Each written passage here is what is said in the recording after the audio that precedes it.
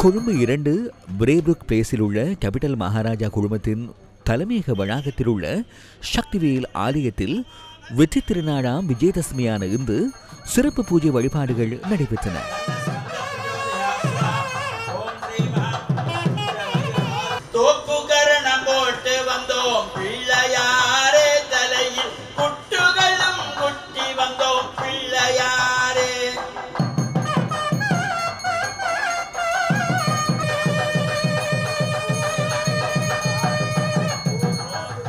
முருகப் பெருமானின் 6 படை வீடுகளில் பூஜிக்கப்பட்ட வேலாயுத பெருமானுக்கு இன்று காலை ஸ்நபனாபிஷேகம் நடைபெற்றது.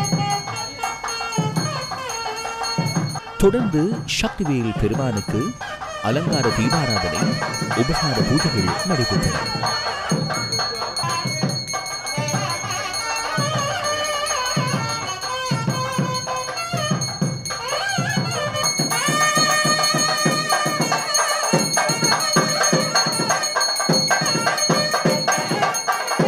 கேபிட்டல் மகாராஜா குழுமத்தின் தலைவரும் முகாமைத்துவ பணிப்பாளருமான சசி ராஜமகேந்திரன் அவர்களின் பங்கேற்புடன் இன்றைய விசேட பூஜைகள் நடைபெற்றன.